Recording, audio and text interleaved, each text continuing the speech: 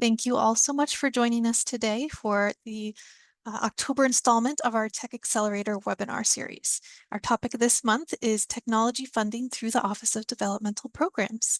Before we get started, I do want to make an announcement that live ASL and CART services are not available for this session.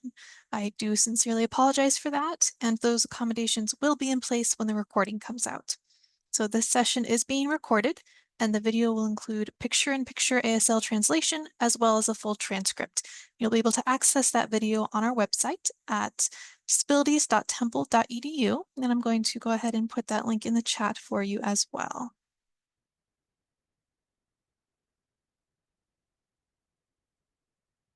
Okay, and that website is also where you can register for future webinars. So TechOwl has a wonderful series of 18 topics running from July of 2024 to December of 2025. Each one is being held on the third Thursday of the month and offered at 2 times, 12 noon and 4 p.m. So that hopefully you can find something that will fit your schedule. And this series is part of the Tech Accelerator program, an initiative funded by the Office of Developmental Programs and the Office of Long-Term Living here in the Commonwealth of Pennsylvania. This is made possible through funding from the American Rescue Plan Act. Here on the screen, I have some major components of what that PA Tech Accelerator project includes.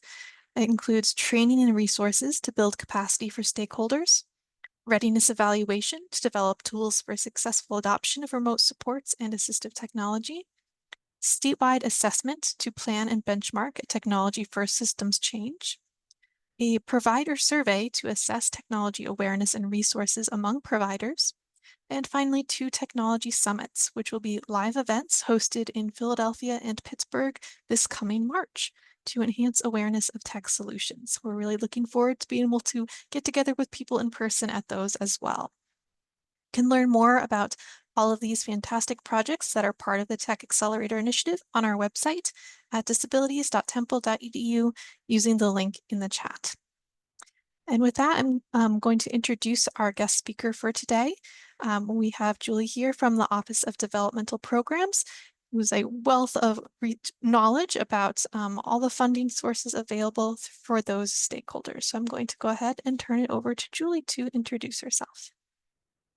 Thank you so much. And thank you everyone for joining us today as we talk about technology funding through the Office of Developmental Programs.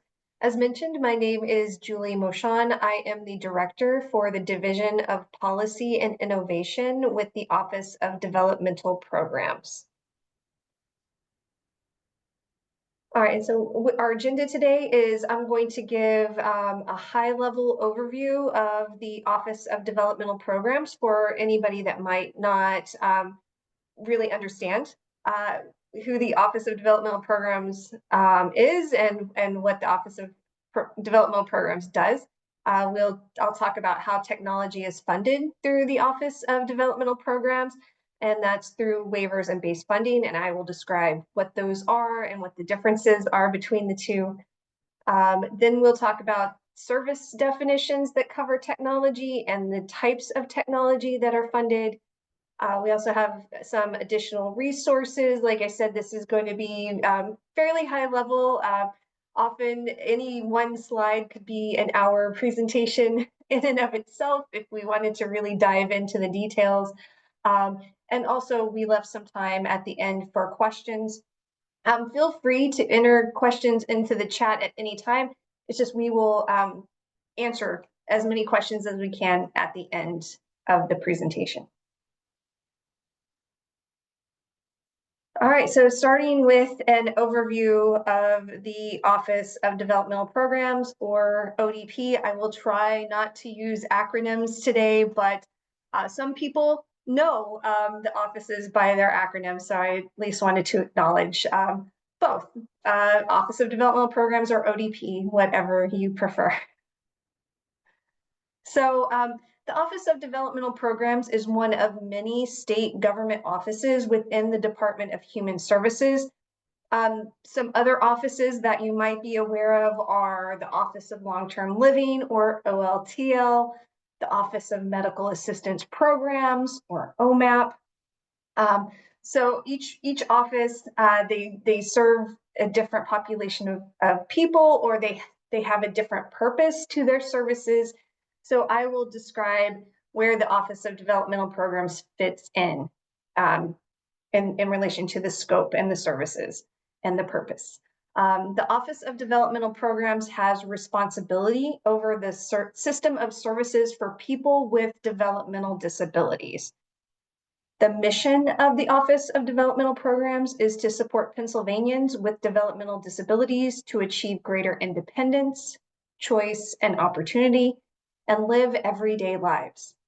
The Office of Developmental Programs seeks to continuously improve an effective system of accessible services and supports that are flexible, innovative, and person-centered to recognize and support dignity for all Pennsylvanians.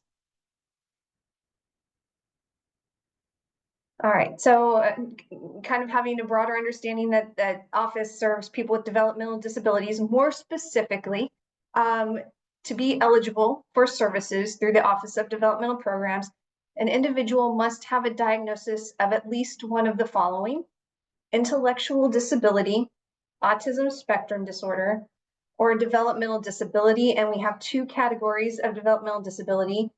One is for youth age 0 through age 8, who have a high probability of resulting in an intellectual disability or autism.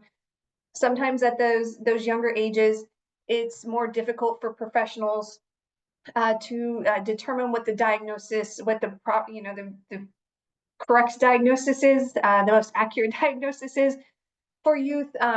So we have this category for them.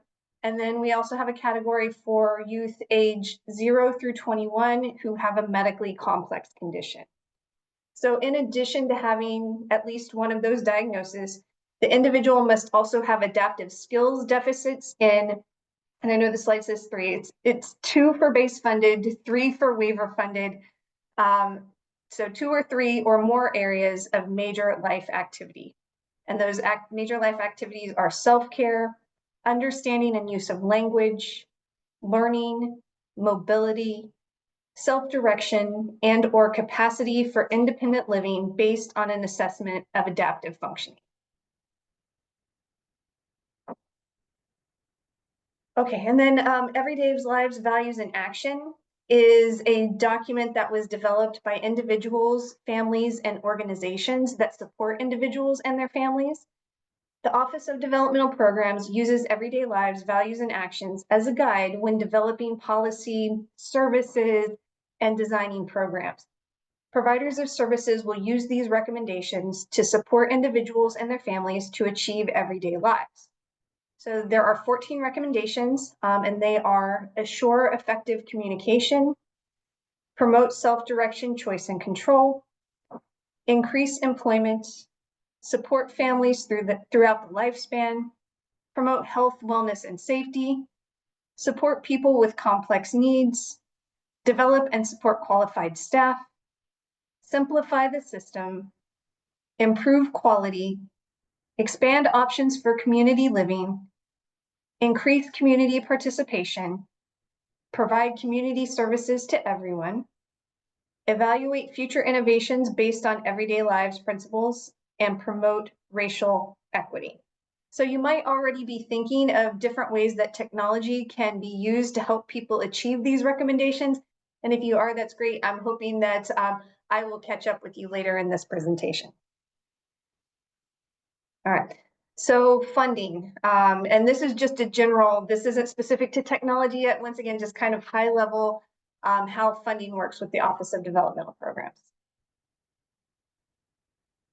Okay, so in 1966, the Mental Health and Intellectual Disabilities Act was passed, and this act officially established and funded county mental health and intellectual disability programs. The funding is 100% state funded. No federal funds are used. County mental health and intellectual disability programs determine eligibility and decide how the funding is used. County programs are required to use some of the base funding to pay for some services, including some of the technology services that we're going to talk about if a person's needs indicate it. And these county mental health intellectual disability programs use base funding to support people who are not eligible for waivers and those who are on the waiting list to receive waiver services. All right, so then with waivers, since I'd already alluded to those in the previous slide, waivers were federally established in 1981 and incorporated into the Social Security Act. Waivers give people the option to choose between home and community-based services or settings that are considered more segregated and institutional, such as nursing facilities or intermediate care facilities, or ICFs. Pennsylvania implemented the consolidated waiver in 1983 and has since created additional waiver programs. The Office of Developmental Programs administers the 5 waivers on this slide: the consolidated waiver, the community living waiver, person-family directed support waiver, adult autism waiver, and adult community autism program. The Office of Developmental Programs is not the only office that has waiver programs. The Office of Long-Term Living and the Office of Child Development and Early Learning also have waiver programs.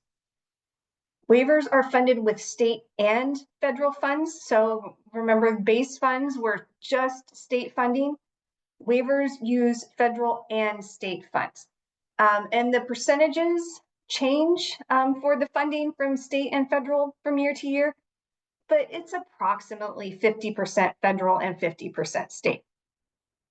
County mental health and intellectual disability programs, not only do they determine eligibility for base funding, they also determine eligibility for the waivers administered by the Office of Developmental Programs.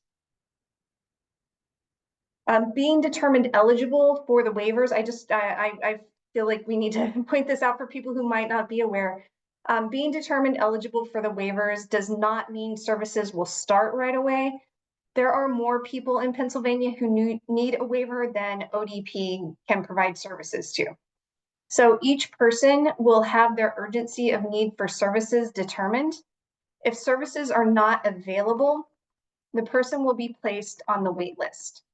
The vast majority of people will have a supports coordinator, or and if the term case manager means more to you than the term supports coordinator, it's very similar. That's kind of the term that the Office of Developmental Programs uses, is supports coordinator.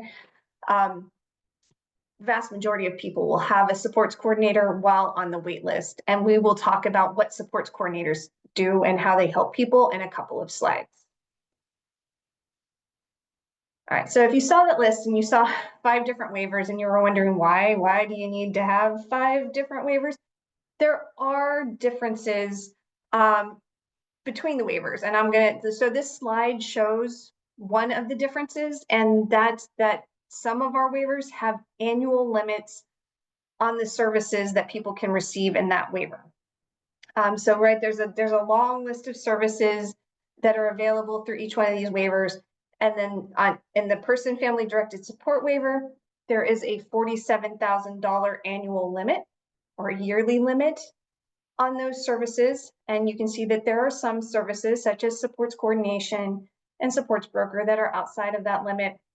And then there are some services where you can get additional funds above and beyond that $47,000.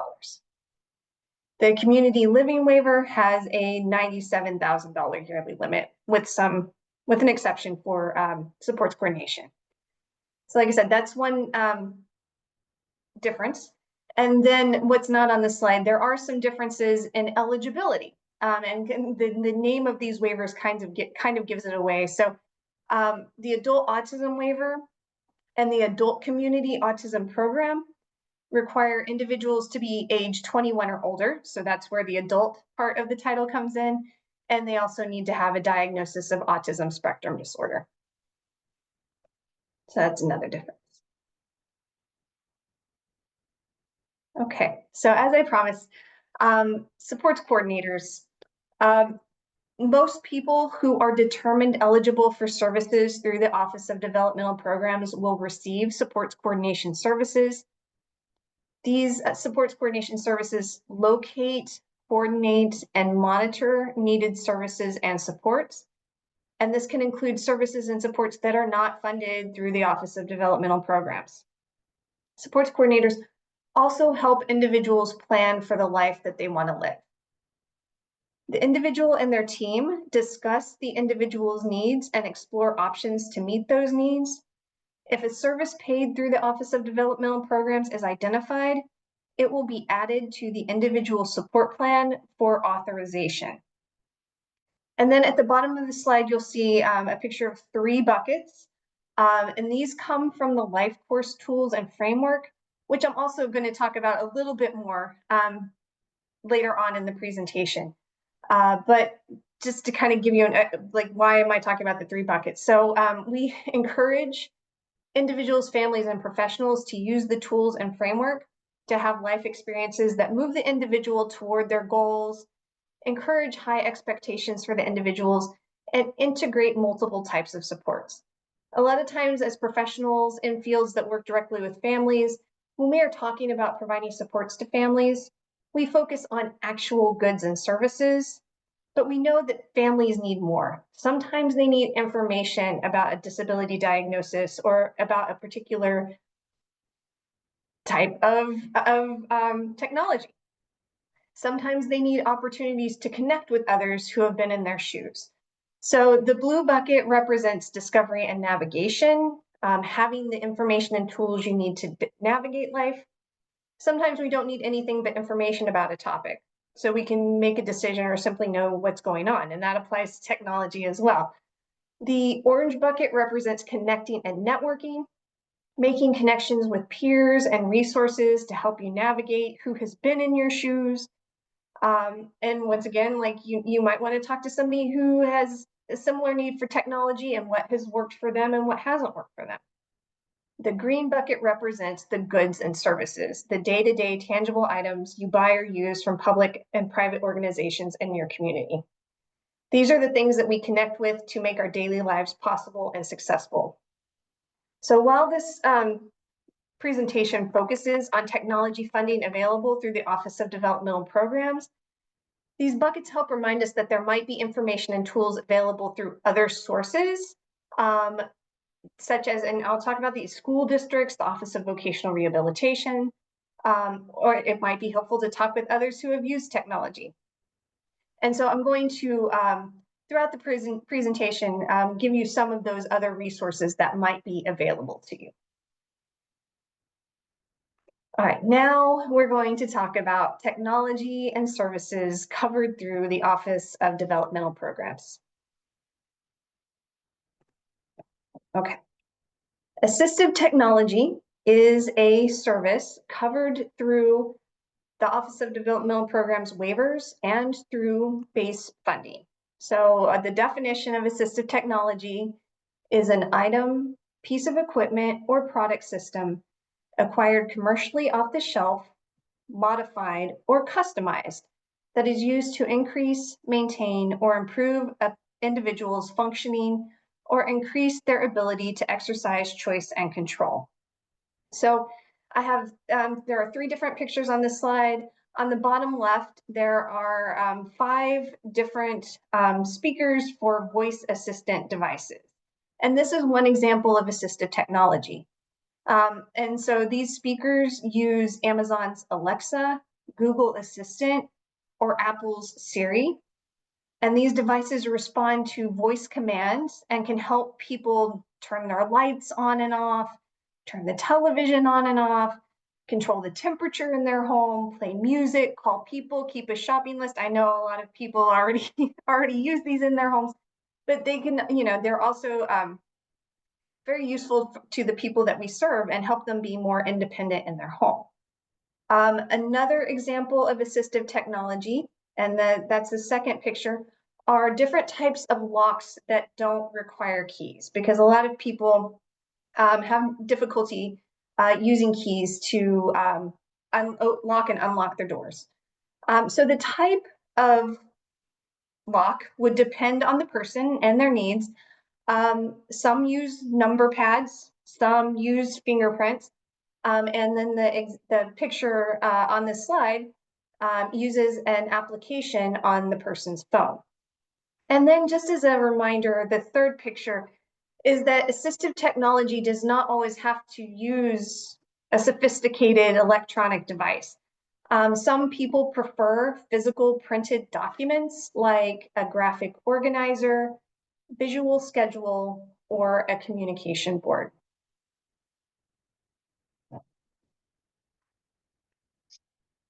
Okay, within the Assistive Technology Service, the Office of Developmental Programs has separate requirements for electronic devices. And so for our purposes, within the Office of Developmental Programs, electronic devices are specifically used to meet a communication or prompting need or to enable individuals to independently control devices and appliances in their home and community.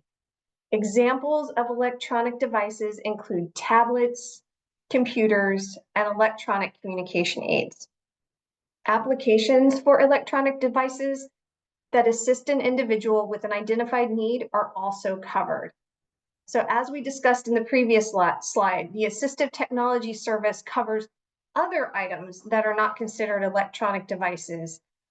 There are just some different requirements that are specific to what we consider electronic devices that we will cover shortly.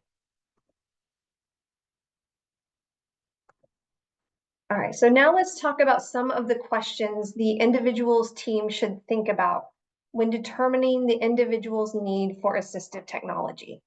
Once again, these are questions that help think about any type of assistive technology, not just electronic devices. We want to make sure that the individual will use and benefit from the technology. So sometimes we hear about people got a device, got some type of technology, and it's now in the closet because it just really didn't work out for them. And sometimes that's going to happen, but when we can avoid that, we would like to. So some of the questions to think about are, how will the item increase, maintain, or improve the individual's functioning? Has the individual used a device in the past to address a similar need? And if they did, what worked well with the device and what didn't work well with the device, if anything? And because that can help inform, if you need a different type of technology. Have free lending programs been explored for new devices or apps? These programs allow individuals to borrow and use a device or application for a short period of time at no cost, and that can help people determine whether it will meet their needs or not. And some of those programs are Tech Owl, and Batant has a short-term loan program as well. And then another question, and this is just part of waiver requirements, is the device cost effective?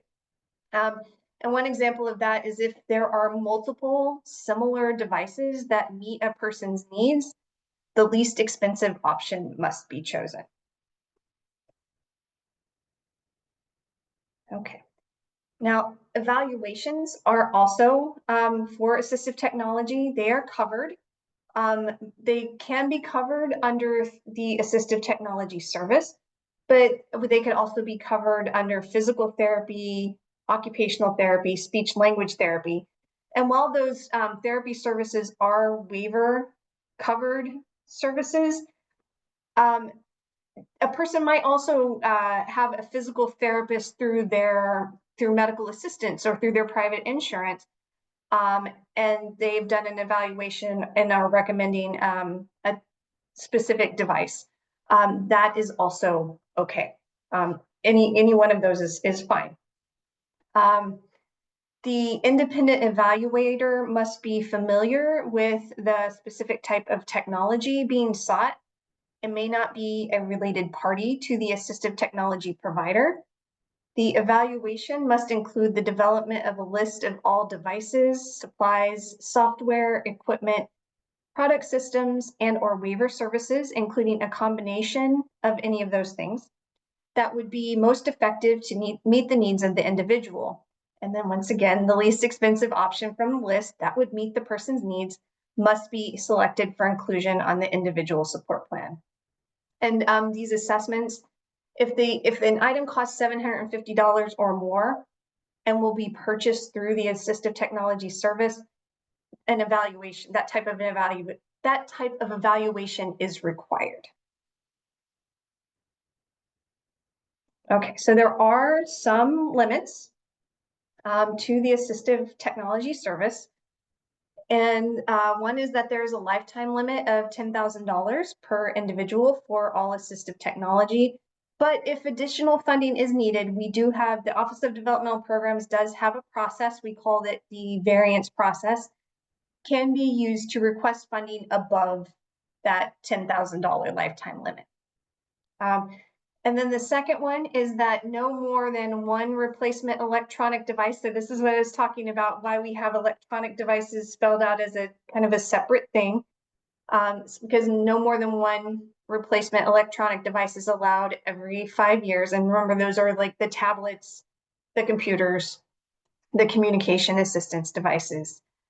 And then there are federal rules around what the waivers can and cannot cover.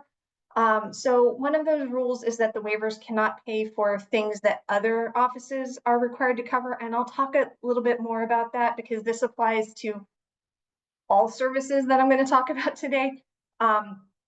But specifically, you see assistive technology covered through medical assistance. We can't cover any assistive technology covered through medical assistance, such as durable medical equipment and hearing aids for youth under 21 years of age.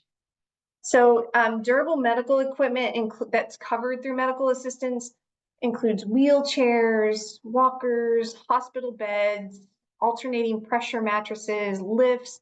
I mean, so they're things usually to meet a medical need or a mobility need, a need to help a person move around in their home or community. Federal requirements, federal rules also say that the waivers can't pay for recreational items and technology that would purely be used for recreational purposes.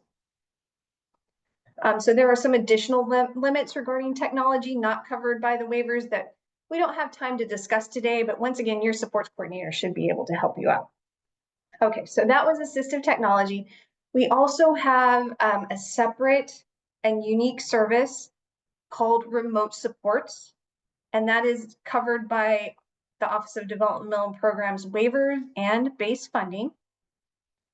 The purpose of remote support services is to assist individuals age 16 and older in obtaining and or maintaining their independence and safety within their private home or community, and to decrease their need for assistance from others. So remote supports involve the use of technology that uses two-way real-time communication in the individual's home or community that allows awake staff from an agency who is off-site to monitor and respond to the individual's health and safety needs. So when we talk about two-way real-time communication, it's very similar to what we're doing today, which is you have a device, a computer or a tablet or a smartphone, where you can talk with and communicate with someone else. You can see them, you can hear them if you can. And so that's when we talk about two-way real-time communication, that's like you're actively engaging with somebody, and you can use video and audio to do so. So interaction with a professional occurs as needed as part of remote supports, but that is not the main function of the service. So this means that the individual should be fairly independent during the delivery of remote supports or have unpaid supports meeting the individual's needs during remote supports. And remote supports is used during periods of time that direct services are not required. And direct services are when a professional is actively engaging with the individual to meet their needs. Like they're actively teaching a person a skill or helping a person maintain a skill, or giving prompts that are needed to help a person complete an activity. So that's a different type of support. Remote supports, like I said, is really more about monitoring technology and responding to those devices. So remote supports include okay. Staff, so those staff that I was talking about who monitor the devices and respond to the individual's needs. So that's included in the service. The technology utilized in the home and community that is monitored by the remote support staff. The technology utilized for that two-way real-time communication, if it's different than the technology utilized in the home and community that's monitored. The equipment necessary to operate the technology, and the costs for delivery, installation, adjustments, monthly testing, monitoring, maintenance, and repairs to the technology and equipment necessary to operate the remote supports technology. Okay, so some examples of what these technology devices are. So they can be installed in the person's home, and some examples include door sensors, window sensors, stove sensors, and water sensors. They can be worn by the person, so that includes the GPS tracking watches or pendants, or they could be carried by the person, and those would include things like smartphones, tablets. Depending on the size of the laptop, it could be a laptop. So the staff that work for the remote supports agency monitor these devices and respond to the person's safety needs, utilizing details in the individual support plan. And we've also included a link for a supportive technology page on my ODP. And this includes some videos of people who successfully use remote supports. And one of those is called Brandon's Journey to Independence with Remote Support. So if you want to see how this works for someone in real life, there are some videos on that webpage. All right, the implementation plan. An implementation plan must be completed by the remote supports provider and reviewed by the individual support plan team. The remote supports implementation plan must include how the individual's rights, including their right to privacy, will be protected. And this would include things like recording of the individual via audio, like listening in, or videos, seeing the person on the screen. That recording those is prohibited. The use of video monitoring equipment in bathrooms and bedrooms is prohibited. And individuals or unpaid supports who will be present during the provision of remote supports must be able to turn off all audio or video monitoring devices used in any part of the home or community during the provision of service. And there are more. Those are just some of the examples. So as you can hear, like privacy is a big concern with these services. So there have to be protections for people with their privacy. The implementation plan also has to include how the individual's health, welfare, and safety needs will be met, including completion of a backup plan that will be implemented if there's a problem with the remote supports, say power goes out, or you have problems with your internet. So there needs to be a backup plan to address those types of things. The plan would also include the training that individuals and any other designated persons will receive to enable them to successfully utilize the technology and equipment, and how remote supports are more cost-effective than other waiver services. And as I kind of alluded to earlier, there are some limits on remote supports. One is that it's only for individuals age 16 and older. And internet services cannot be covered through the waivers. The federal government considers internet to be kind of like a utility, like everybody uses internet now. So they consider it to be a utility like our electricity. So it can't be covered. All right, so now that I've gone through those two different services that cover technology, I want to talk, there's still some confusion, and rightfully so, of what is the difference between the two. So we wanted to create a slide that kind of compares them side by side. So For remote supports technology, that technology is monitored partially or fully by paid professionals as part of the remote support service to ensure the individual's needs are met. And we say partially because we know that sometimes unpaid supports might be monitoring the devices or equipment during times that remote supports aren't provided. That's not required. It's just some people have a preference to do that, and that's fine. And so that acknowledges that that might be somebody's preference. So that's right. It's the technology is monitored. Assistive technology, the technology is either not monitored at all or is only monitored by unpaid supports. With remote supports technology, it can be leased short-term or long-term. Assistive technology can only be leased short-term for specific reasons. An individual may have both remote supports and assistive technology on their individual support plan. And so an example of that is a person, we had talked earlier about those voice assistant devices covered through assistive technology. So a person might have one of those, once again, to turn their lights on and off, to turn their television on and off, control the temperature, all of those good things. Nobody is monitoring that voice assistant device. So that's assistive technology. The individual may also have those sensors, those stove sensors and the door sensors and the window sensors covered through remote supports that are monitored by paid professionals who are delivering the remote support service. So that's an example of how a person might have both. And then to continue to help people understand the difference between those, we developed a decision tree. And I believe that we have included it as an attachment with this presentation for people who are interested. But there's also a link on this slide for accessing the full decision tree, because this is not this is just a screenshot of part of the decision tree. This decision tree can be used when an individual family member or individual support plan team member identifies a need for a device or wants to explore supportive technology. This decision tree can assist in determining available service options. So like I said, the picture on the screen is just part of it, but you can see that the first question is, will someone monitor the device?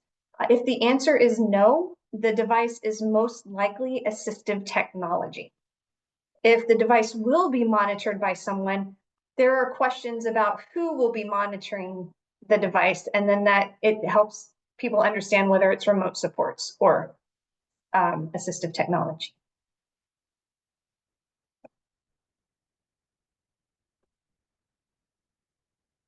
Okay, and then there are other services that are available through the Office of Developmental Programs waivers and base funding that can cover technology.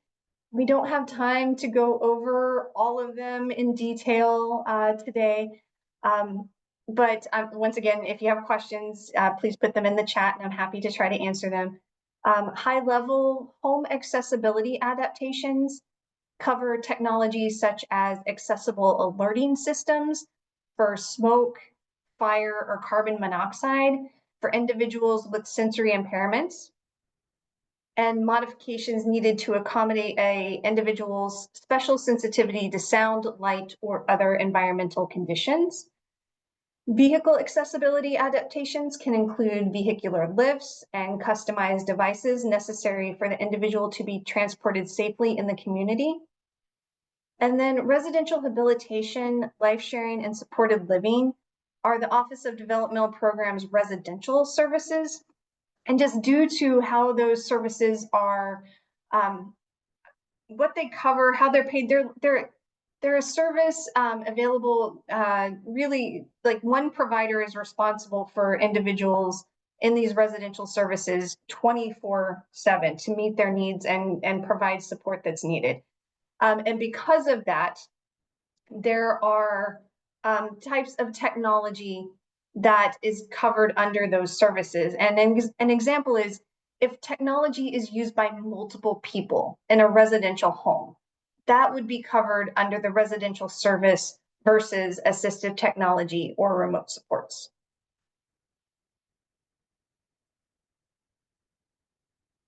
Okay, and then I kind of talked about this under assistive technology, but there are some limits that kind of apply to all of the services under the waiver. So it's assistive technology, it's remote supports, it's all the services that I just talked about.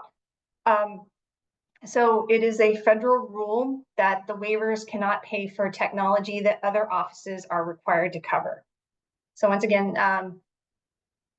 durable medical equipment or technology that meets a person's medical or mobility needs, that's covered through medical assistance. Technology that youth need for school to participate in school activities, that should be covered by their school district. And then people who are receiving services through the Office of Vocational Rehabilitation can receive assistive technology to aid in employment and daily tasks from the Office of Vocational Rehabilitation. And the Office of Vocational Rehabilitation really focuses on employment skills and helping people obtain employment if you haven't worked with them before. Waivers can only pay for technology needed due to the individual's disability. Waivers cannot pay for goods and services that a household that does not include a person with a disability would be expected to pay for as household expenses. And waivers cannot pay for something that the federal government calls room and board costs, and these include furnishings, food, and clothing, but waivers can be used to modify furnishings, and that's usually covered under home accessibility adaptations. Okay. And at the very beginning with the buckets, I briefly spoke about the life course tools and frameworks, but there are other tools and, like I said, a framework for having conversations that can be used to help anyone think about how technology can be used to help them live the life they want to live through all of their life stages. So the Office of Developmental Programs supports people from birth through end of life. And these tools can help think about the different needs that a person has through all of those different life stages. So some of the questions that are included with this framework for having conversations are, does my school provide assistive technology to assist or support me? Could they? Should they? Would assistive technology help me with college or career? And how can technology assist me to live as independently as possible? And also on the right-hand side of the screen, you're going to see an integrated support star, and that can be used by anyone, individuals, families, or professionals, for mapping current services and supports, problem solving for a specific need, or planning next steps. It can be used to explore current needs, identify gaps, or plan how to access supports for the future. The tool can be used to guide a conversation over the phone or facilitate an in-person planning meeting with one person or a group of people. The integrated support star can be used by anyone to guide their thinking. So as you can see, there is a section devoted specifically to technology in the support star. As mentioned, this could be used to identify technology already used, or if there is a gap that technology could fill to reach a certain goal. There's also, there is a link to lifecoursetools.com, and there is a short, when you look at the integrated support star, there's a short 2.5-minute video for people to learn about how technology can be used as a support and how the star can help you identify gaps and explore how technology can help people be more independent. And then, as promised, there are some resources. And once again, going back to those 3 buckets, we talked about the networking and connection. The Office of Developmental Programs contracts with and partners with Self Advocates United as one and the Pennsylvania Family Network. And they have a wealth of trainings about waivers if you want to know more. Sometimes about technology, employment. It's just a whole wide variety of trainings and resources, and they'll also do some peer mentoring. As I mentioned before, we have that supportive technology page on My ODP, and that um, has a quarterly newsletter specific to technology and some things you might want to think about or consider. And there are a lot of different videos from different conferences and presentations that you might find helpful. The Gold Book is it's it was developed by the Office of Developmental Programs to try to help explain what the Office of Developmental Programs does in kind of a user-friendly way. The waivers themselves, each one is over 300 pages long. They are incredibly difficult to read and understand. So the Office of Developmental Programs developed a gold book to try to explain those, explain the waivers and the office in in a more user-friendly terms. And then there are just some other resources on here for how eligibility works, how services works, and then we also have the paautism.org and a CERT autism resource guide. And we, as promised, we have some time left for questions. So thank you again. I hope this information was useful. And I am happy to try to answer any questions because it was a lot. It's a lot of information that you might have.